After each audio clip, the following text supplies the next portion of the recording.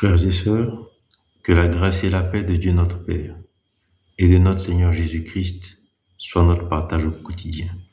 Père, grâce te soit rendue que le fondement de ta parole est la vérité et que toutes les lois de ta justice sont éternelles. Frères et sœurs, la désobéissance n'a en rien entamé l'amour inconditionnel de Dieu pour l'homme et sa fidélité. Dieu est fidèle, car il ne peut se renier lui-même. Et lorsque l'homme a péché, Dieu est resté fidèle aux résolutions et aux projets qu'il a pris pour l'homme. Après la désobéissance, Dieu, au travers des temps, au travers des âges, va mettre en place tous les mécanismes permettant de restaurer la manifestation des résolutions qu'il a pris pour l'homme et des projets qu'il a établis afin que les hommes les mettent en pratique. Cela va commencer après le déluge. Après le déluge, Dieu va établir une première alliance avec Noé. Que nous dit la parole? Genèse 9, les versets 1 à 9.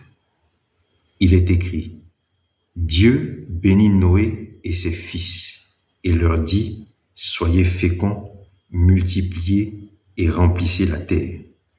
Vous serez craints et redoutés de toute bête de la terre, de tout oiseau du ciel, de tout ce qui se meut sur la terre et de tous les poissons de la mer.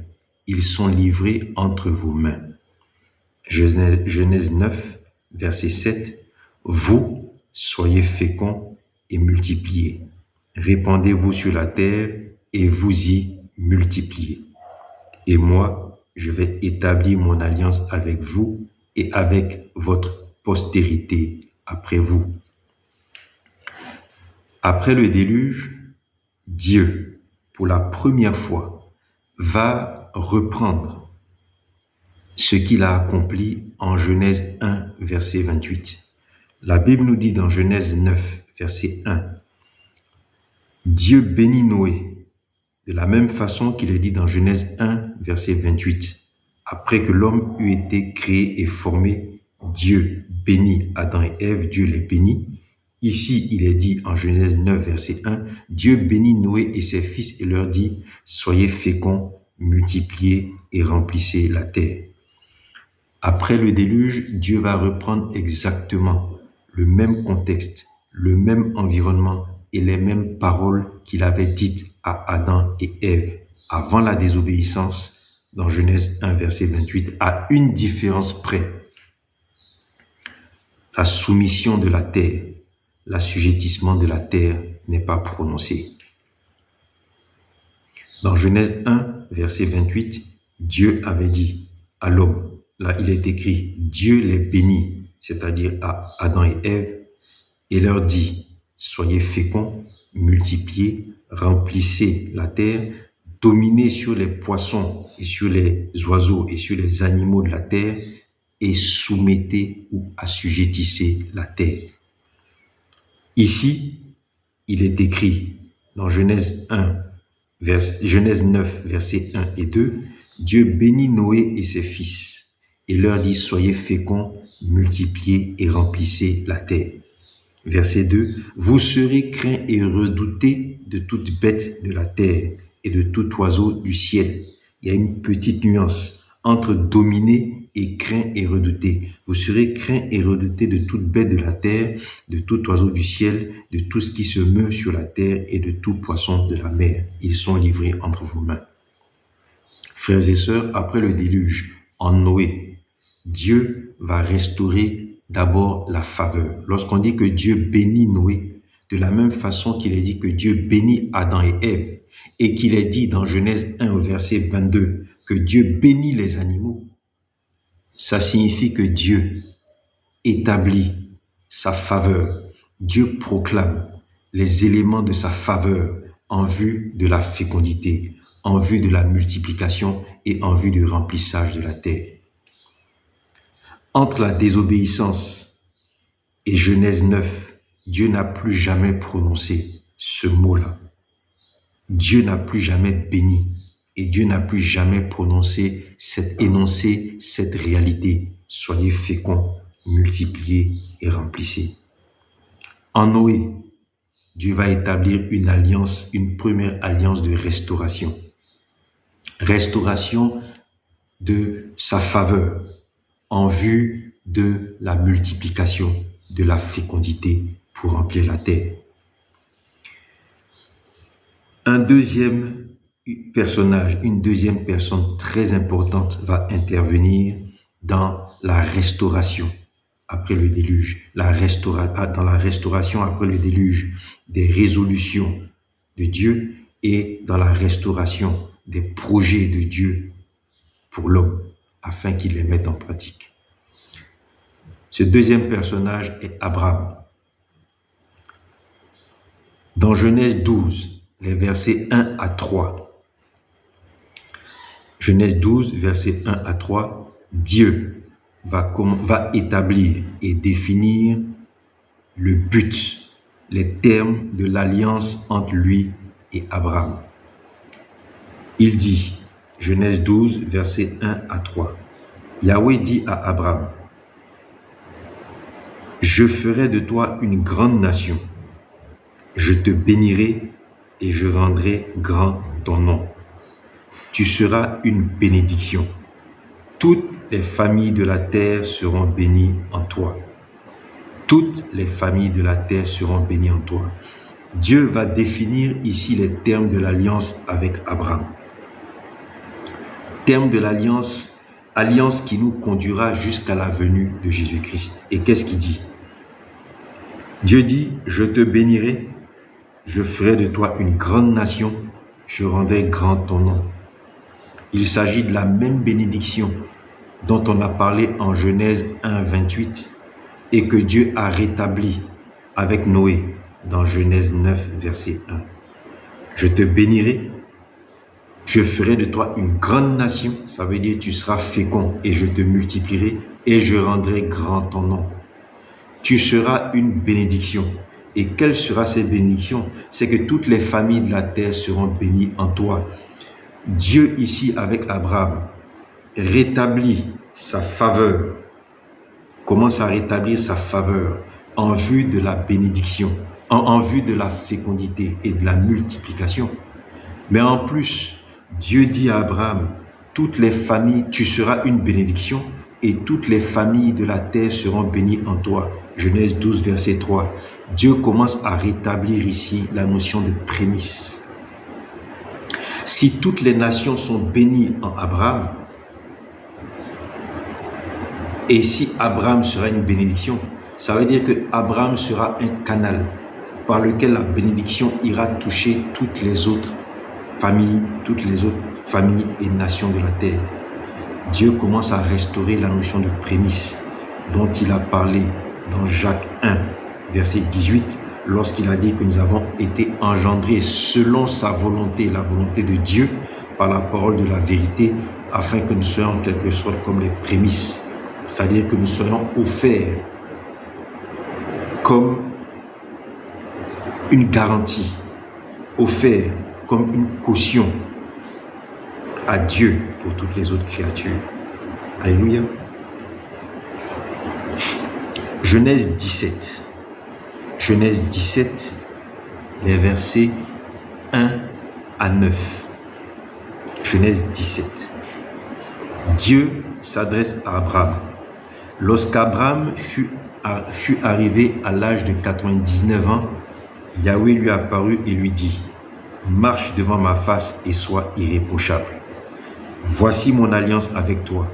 Tu deviendras père d'une multitude de nations. Ton nom sera Abraham, car je te fais père d'une multitude de nations. Je te ferai croître extraordinairement. Je ferai de toi des nations et des rois sortiront de toi. » Nous sommes dans Genèse 19, les versets 1 à 9. Verset 7. J'établis mon alliance pour être ton Dieu et le Dieu de tes descendants après toi. Je te donnerai à toi et à tes descendants après toi le pays où tu séjournes comme étranger, tout le pays de Canaan, en possession perpétuelle et je serai leur Dieu. Dieu dit à Abraham, et toi tu garderas mon alliance, toi et tes descendants après toi d'âge en âge. Frères et sœurs, dans sa relation avec Abraham, dans cette alliance qu'il va tisser Abraham, Dieu évolue pas à pas.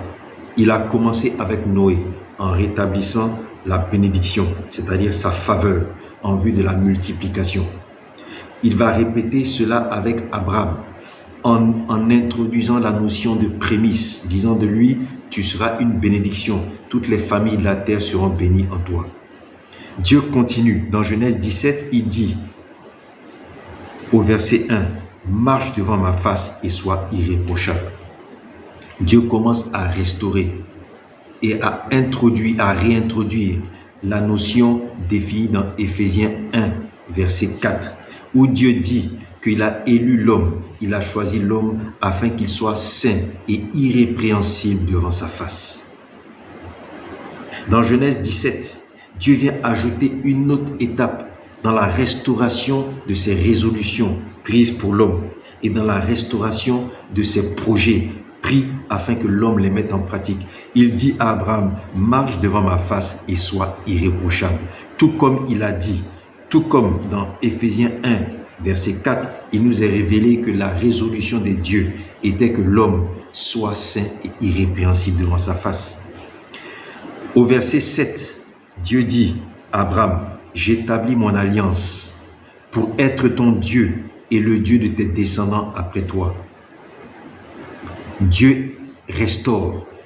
Dieu commence à évoquer afin de restaurer la notion d'intimité entre l'homme et lui-même. Il dit, j'établis mon alliance pour être ton Dieu et le Dieu de tes descendants après toi. Les termes de l'alliance que j'ai définis ont pour objectif, le but de l'alliance que je définis avec toi est que je sois ton Dieu et le Dieu de tes descendants et que je sois votre Dieu. Que l'intimité qui existait en Genèse avant la désobéissance soit restaurée. Alléluia. Au verset 8, il dit, je te donnerai à toi et à tes descendants après toi le pays où tu séjournes comme étranger, tout le pays de Canaan en possession perpétuelle, et je serai leur Dieu. L'alliance avec Abraham a pour aboutissement de restaurer l'intimité entre Dieu et l'homme. Nous continuons. En Genèse 17, Dieu a dit à Abraham, ton nom sera désormais Abraham. En Genèse 18, les versets 17 à 19, il est écrit, Yahweh dit, Abraham doit devenir une grande nation et forte, et toutes les nations de la terre seront bénies en lui. Je l'ai choisi, afin qu'il ordonne à ses fils et à sa maison après lui de garder la voie de Yahweh en pratiquant l'équité et la justice, et qu'ainsi Yahweh accomplisse en faveur d'Abraham les promesses qu'il lui a faites. Frères et sœurs, avec Abraham, c'est-à-dire Abraham, en qui la syllabe HA a été ajoutée parce qu'il doit devenir une grande et forte nation, avec Abraham, Dieu rentre dans la précision de ce qu'il est en train de restaurer.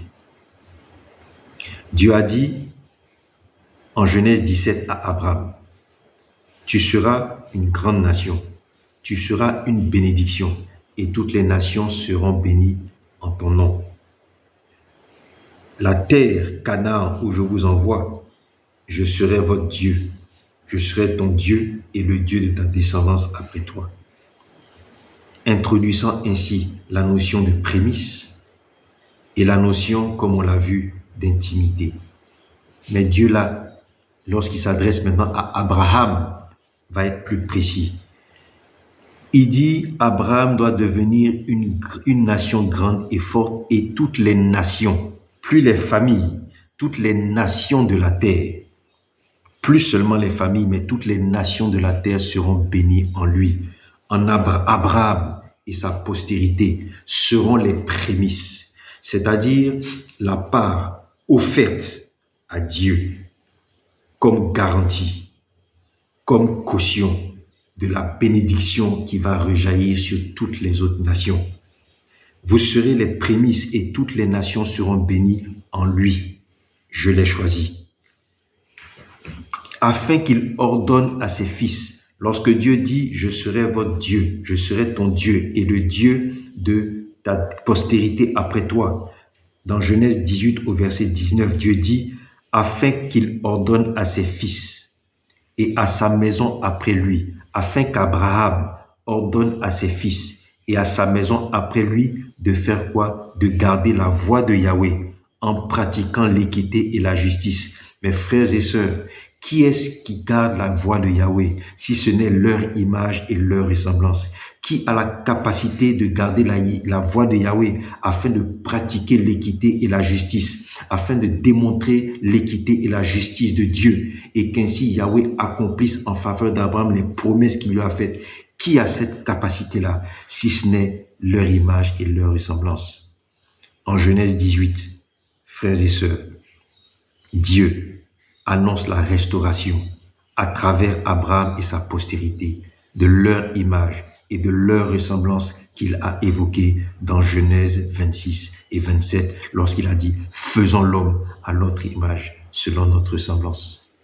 Que la grâce et la paix de Dieu notre Père et notre Seigneur Jésus-Christ soient notre partage au quotidien.